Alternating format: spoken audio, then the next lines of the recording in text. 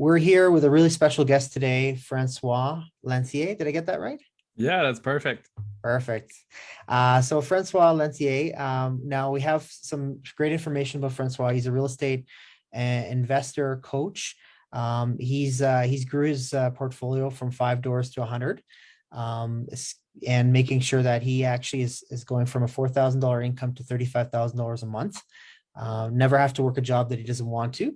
So today we're going to speak about his journey, how he's gotten here, some things you can do to help fellow investors or people looking to get into real estate investing market. Welcome.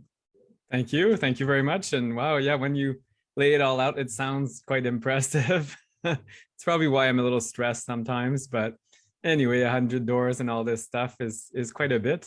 But to help your listeners and your viewers, one tip I have for everybody is to think big. And that doesn't just mean like I want 1,000 doors or whatever it is.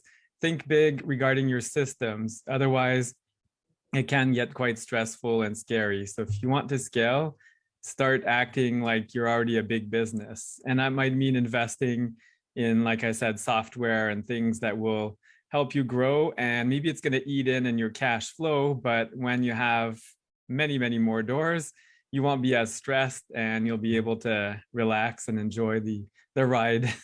That's awesome. So what's something that as you grew from that type of growth, what are some things that you identified that are common challenges that investors have that you put in place to allow you to scale?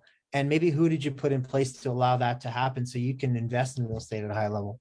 Yeah, so a lot of people hear about virtual assistants or VAs, and I was curious about them. And I started, okay, I'll have a VA for an hour here and there, and then I'm like, no, forget this. I'm gonna get a VA full time. So maybe they're listening right now. My VAs, my team are watching everything about me on air.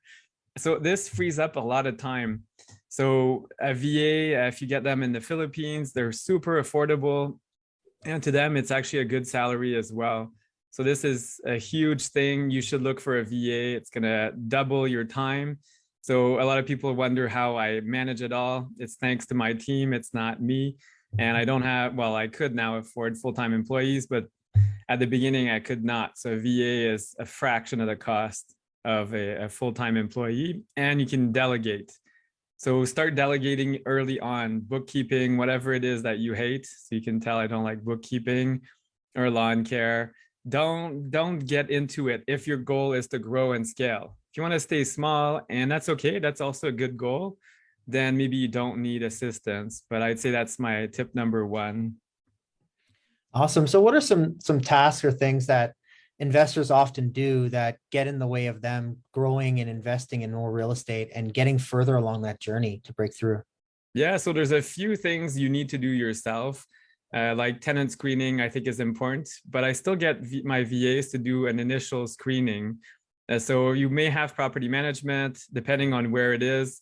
Sometimes you may not be satisfied with the screening that they do, so you can do a further screening, and you can build a list with your VA or your assistant on things you're looking for, and then you can do an initial phase. Entering invoices, so I always have piles of receipts everywhere.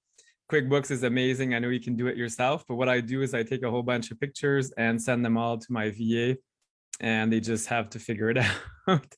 And I find it's more effective. If I wait until I get to it, the pile becomes really thick and complicated. Also your team as well. So you need to have good systems in place. How do you communicate with other people on your team, like your legal team, accounting team? Yeah, it just kind of grows as your business grows. Yeah, it reminds me of Slack, which I think is a good communication channel, Yes, or communicating with your team about different items in your business. Or you said, when you're treating it like a business, if you're investing in real estate, it can be a business, right? Filing it everything, really making sure it's is. done the right way. Tell us a little bit about I know you invest overseas, Calgary, you have some property also in New Brunswick.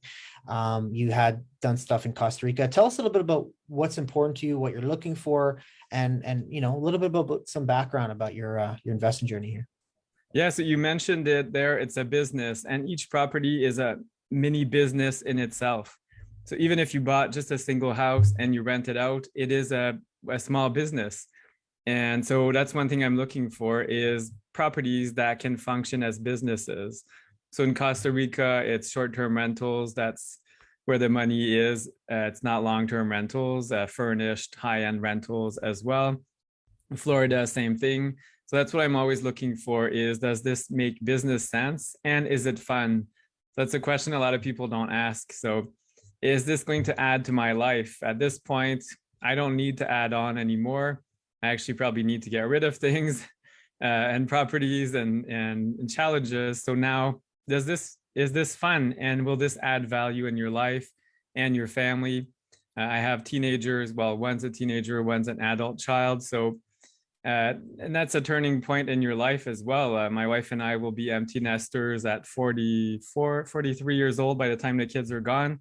So that, like, what do you do with your life? You need to have fun, and you need to set up things that make your life interesting and worthwhile as well. That's awesome. So you had mentioned too, like different things that you look for as being a little bit of a business. That property has a business model in itself. Can you give us an example of maybe one recent property you've done? Why was it something you invested in? And what was it that made it, a good business model for you and what you're looking for? Yeah, so I'll talk actually about a current deal I'm working on. So I'm currently acquiring two single family homes in the Orlando area in Florida. And they're going to be short-term rentals, obviously. But the twist is, to increase my income, I'm going to do some theming. So the houses will not just be like bland cookie cutter homes. Inside, I'm going to go all in with indoor slides and all kinds of decorating, maybe an arcade, ping pong tables, glow in the dark rooms, all kinds of things to increase the cash flow. And again, it's fun. When I go there, I'm a little kid. I'd love to go no slides. So, and it makes business sense. So I've looked around AirDNA. What do people look for? They look for several rooms. So bigger homes, 5, 6, 7 bedrooms and up. Personally, I like to stay between the 5 and 7. I find the 10-bedroom homes are not as liquid. If you need to sell, you always need to look for exit strategies. If you need to sell a 10-bedroom house, is not everyone's cup of tea. While 5, 6 bedrooms, I mean, some rooms can be used for offices, whatever. So you always have to think about that again as a business, like Walmart does and Costco. They choose good areas, good locations, but also a good place to exit as well. You can tell with the construction type, the buildings are easy to tear down and change the use of the property. So similar concept for those. Maybe you can revert back to long-term rentals, whatever, there's many options. So that's kind of the thing I'm looking for. How do I drive the cash flow higher? And what are my exit strategies? And does it make business sense? Can I leverage my funds as well? Can I get a partner? Many questions for these projects. Yeah, it said you had done at least 10 joint venture partnerships, or that was probably then. You've probably done a lot more since then, which is really impressive. So you'd mentioned also you've increased the cash flow. Airbnb is a big thing. I know AirDNA is where you can look at data of different rentals in different areas and markets. And for example, Kitchener, a lot of people don't think Kitchener is actually an area that you can have Airbnb, and it's done pretty well. And now in Florida, you have, with this property, you've added arcades and things. So is that going to increase the income, like coin income as well, like having more cash coming in, literally, as well as the ability for more tenants and a wider variety of families to come in as well to that property? Yeah, so it's going to appeal to a wider variety of tenants, but there's no coin, they're not coin op. Right. It's more that it's fun. You're going to rent a house. And let's say Disney is very expensive. I don't know if you've checked out what our tickets going for, but I think they're like $300-400 a person, depending on season. And that's probably US dollars. So if somebody has the choice between renting a cheaper house, paying more to Disney, or the opposite, get a bigger house with more in it and get fewer days at Disney. And some people are interested in that, and that's more money in your pocket as the homeowner. And also maybe it gives the parents a rest. I remember when my kids were young, we went to Disney, and when we came back home, we're like, oh, I have no more energy left. you guys go play in the kids room or the arcade or in the slides and things. So you keep that entertaining this like lifestyle within the property, and you can charge a lot more per night. A regular house could go for 120 to 220 a night. With these themes and everything, some places go for upwards of $1,200 a night. So that's a big difference. Yes, you're investing for all the equipment and all the theming, but the cash flow is way, way higher. Yeah, I remember you showed a project you did. It was in Florida. They had slides and very, very cool stuff. So, what would that one be as far as daily and monthly income? And if someone's getting started, or what should they look for in an Airbnb? Should they look at something that's maybe on a higher scale, or kind of start into something and then move up from there? What are your thoughts? Yeah, I actually recommend start smaller. So I've had a few Airbnbs now. I'm comfortable VRBO, booking.com. I'm okay with that model. I would say start smaller because the clientele is very demanding. There can't be anything wrong with the place, like a dirty towel, a little stain. You'll hear about it. Your reviews are very important. So maybe start smaller. Arbitrage is something that's popular. You rent an apartment, furnish it, and rent it Airbnb. That's not available everywhere. You mentioned Kitchener in Ontario. So those are riskier markets. I find you can do very well, but the rules are changing across Canada and are less and less favorable for Airbnb. But there's still some good spots. And in cities where you wouldn't think people would like Airbnb, they thrive. Like I did very well. I know people do very well in Calgary, and I did very well in the Picton area. So things to look for is a place, a good location. What's your attraction as well? Maybe it's business people like Kitchener. That's what I would expect is people visiting family, people here on business, not so much tourism, but like a mix, business and pleasure. So how do you set up your Airbnb for that? And maybe start smaller and then grow. You'll learn the systems. How do you set it up? There's noise control. There's all kinds of things you have to consider. Parking, amenities. Do you want to have bicycles? Do you want to have paddle boards? Like how far into it do you want to get? Because it can get quite overwhelming, and it's a lot of management too. So Absolutely. So, I guess if it's kind of a two-part question, if let's say someone's starting out, they have a few properties, and what's one of the two limiting beliefs that hold them back to start investing more in real estate using their equity? I know you coach people how to invest in real estate. What are a couple of limiting beliefs that hold them back, and what can you do to overcome those? yeah, a lot of people are scared to invest outside of their city, province, country. I'm not afraid of investing pretty much anywhere. I wouldn't do North Korea or Ukraine at this time, but anyway, there's still some great places that are quite far and they make business sense. So you have to trust your instinct and start experimenting, like go outside of your comfort zone. If you're from Kitchener, why not look at Sudbury or Alberta or somewhere further?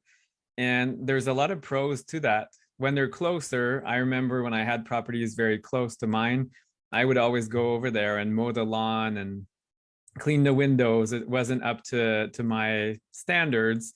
But now because they're farther away, I have to delegate, which frees up time. I'm able to see other opportunities. The other big one is money. A lot of people think, oh, I don't have money, I don't have credit. You don't need either of those, really. Someone needs it, but doesn't have to be you. And that's why joint ventures, private lenders, refinancing, there's all kinds of solutions to invest with little to no money yourself. Like someone, like I said in the deal, needs to have it. It's not the government. You can even look at other countries. Eastern Europe, there's some places going for $5,000 US, and you can rent for more than that in a year. So you can get your return on investment right away. So really, you don't need that much money. You just need to have an open mind to investing. Gotcha. So really, a lot of people think that they think they have to have the money and the resources, yet joint venture partnerships are powerful to start. You get Yes. that knowledge. You can offer your help that you have, so then that way you can learn and grow that way. And also the money's there. If the deal's there, the money will show up. Is that sort of the case? Yeah, that's it. And then another objection you may have if somebody's looking at joint ventures, I don't have enough experience. Well, you have time, maybe you're more available than a high-powered executive that's busy with full-time and more like 80-hour job, and then they have kids and things, but they have the money and the will to invest in real estate. So why not offer your time in exchange? And you may not have all the expertise, but just like the internet, we're in the information age. We don't need to know everything now. You can just access the information. So same principle for real estate investing. How do you access the resources you may be lacking? You just need to know that, like, how do you access those and not necessarily have them. So I think that's a guiding principle for me. Excellent. So you have a guiding principle allows you to know what makes sense for you and your business model. You are looking for joint venture partnerships. I know you help people invest in real estate. Can you Yes. tell us a little bit about what you do, how you help people that are, whether they have some equity, they have some property, or they're looking to get started? How do you help them achieve their goals and learning how to invest in real estate as well? Yeah, so I have a coaching program that's starting soon. I'm accepting only 40 students, and it's going to be a 12-month program where there's a whole combination of things. So we have recorded videos, which is great, but the part I thought was lacking the most is one-on-one coaching. So doing calls like we're doing right now, except it's not an interview, it's more what are your resources, what can you do, market analysis. And the other big item is I have an accountability partner. So whoever is joining is paired with an accountability partner, because it's like going to the gym or dieting or anything. If you're not accountable, you can like stray from your goal and lose focus and not get things done. So that's something I identified in myself, is I need to be accountable. So I think most of the students need the same, to be kind of pushed. Okay, have you made some calls? Have you made some offers? Have you looked at your financial situation? Have you gone networking? So those are all the questions we're doing. And the other thing is, because of my podcast and exposure, I hear about people all the time, private lenders. I have this much money, I have this, I have that. So I try to do some matchmaking naturally. So it's a virtual event that's included in my program, where I'm going to introduce people, and then they decide. By law, they need to do their own due diligence, get to know the people. But I'm hoping with some introductions that this will help a lot. And I've seen many students thrive and do very well so far. That's excellent. So you're empowering everybody. You also give them accountability, which I think is really huge, to have a buddy system. Whether someone has a little bit more experience or not, they can pour into that person and they can learn from each other. You're around the similar mindset, people looking to grow as well, which I think is great. Yes. Which is fantastic. And you're running this. We'll get your information. We'll put it in the notes too. Sure. So we have your site, and you're running this in the next month. Is that right? Yeah, well, I'm starting now, like in registrations, but the official start date is September. But people joining now at the time of this recording get the summer for free and get to soak in the information already and ask some questions earlier on. Like I wanted a full year because I think it's going to be a big transformation. Like it's been for me in 9 months. It was like giving birth to real estate. So if my wife hears this, she's going to slap me. But anyway, not quite the same. I'm sure giving birth is far, far worse. But anyway. Excellent. Yeah, so it seems like too, like, I know a lot of people talk about RAIN, how that's really helped them. Yeah. Or other networks, Right Club. You did something with the Right Club with Trust Your Talent as well. And that helps a lot. I know they have a boot camp for people investing in real estate. Yes. Tell us a little bit about that thing coming up. I think it's in June. It's some kind of event you have that's with the right club, I believe, or something like that. Yeah, so the Right Club were in person live in Calgary on June 13th. So I'm not sure if it's going to be evergreen content or not, but June 13th in Calgary, June 16th in Edmonton, and then June 23rd in Ottawa. And Okay. Tim Sai from Trust Your Talent will be at both Alberta events, not in Ottawa. I should try to convince him to come to Ottawa. But it's amazing. Like there's tons of coaches and mentors. Yes, there's me, but find the one that resonates with you. Personality, you have to mesh and get along well. Some things you may or may not like. You might not like my shirt or what I say, and that's okay. And it's not for everyone. And same with all other mentors. They may have, I don't know, your thing is multifamily or vacation homes, whatever. Everybody has a niche, and I think it's important. And as you grow, I have mentors as well. So I have people that have done many, many more deals than I have, and they're teaching me and helping me along the way. So it's the same. As you grow and change, you'll change mentors as well and go to the next level. Awesome. So if you could also explain to me as well, why, with the way the market has been or the way cost of living has been, why is it so important that someone looks at investing in real estate and gets off the fence of maybe potentially doing it and actually getting into making that first step to investing in real estate? Inflation. So with inflation eating your buying power and things, we've seen property values rise like crazy, but that's also now we're seeing it in food and gas and everything, or electricity that's coming next. I'm sure we've seen a massive increase a few years before. So if you have tangible goods, hard goods, or properties, assets, those keep paying you an income, even though your buying power might be depleted. And again, this stresses the importance of investing in Canada, but also investing in other countries. So now you're not just dependent on the Canadian dollar. You may have the US dollar that's not faring much better than the Canadian dollar, but at least it's two currencies. So if the Canadian dollar crashes, then you have the US, which could also crash. It's also important to get Bitcoins. I don't like cryptocurrencies. I'm not sure which one though. Don't ask me, I'm not the expert. Also euros. So a variety of currencies and assets. You don't want cash because cash disappears. It's kind of like food, it goes bad. So your cash, the velocity of money is very important, and leveraging, but not over leveraging. There's a fine line. And right now with interest rates rising, I would say you should leverage less. The whole 80%, 80-20, I'd say now you should be more at 70-30, more cash in your property.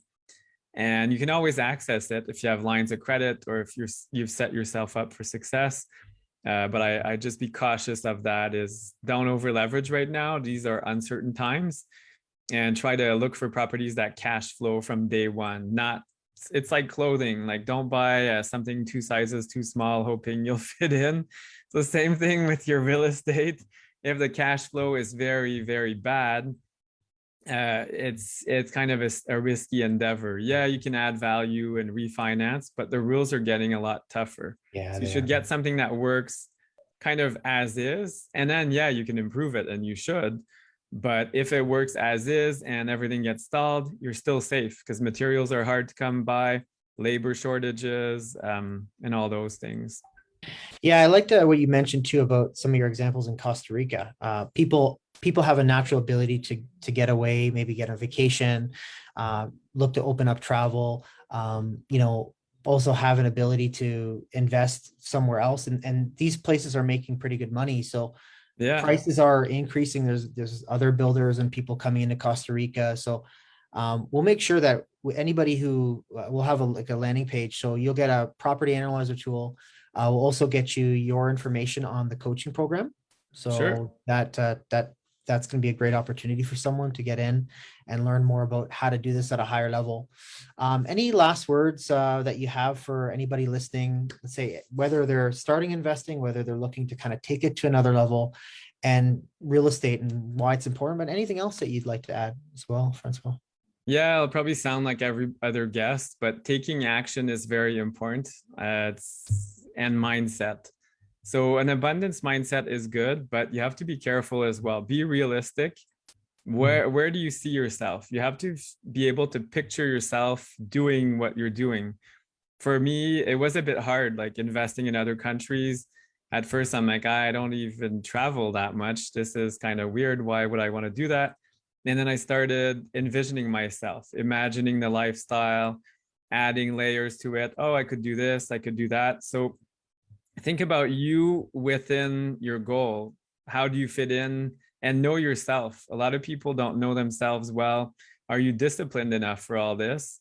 Because it is quite demanding. And are you able to put in the systems you're going to need to put in place? And your spouse. So my wife is super supportive. She's really 100% on board with all my crazy projects. So that's important as well. Spouse support or family or friends. And if not, then yeah, you can change your network, and you don't need to go big. You can start small, and small and steady can be very good. It doesn't have to be huge. And one of my students mentioned the other day that he said he only wants 4 properties. That's it. I'm like, this is a great goal. That's enormous already. Yeah, it's So four more than what he would have had. And that's we it. always let our clients know, like, I mean, real estate is becoming a great hedge against inflation and almost necessary to have at least 1 or 2 properties Oh for yeah. with their kids, RESP, more than RESP, right? Right. At least way better than something like that. So I think that's a huge plus. So that's awesome, Francois. Well, thanks for being on. Appreciate all your time here. And we'll make sure that we get an example of something you've done in maybe Costa Rica or one of the other Sure. properties, the property analyzer, and some information about your coaching program. Perfect. Thank you very much. Have a great day. Thanks You again. too. Okay, Bye. bye.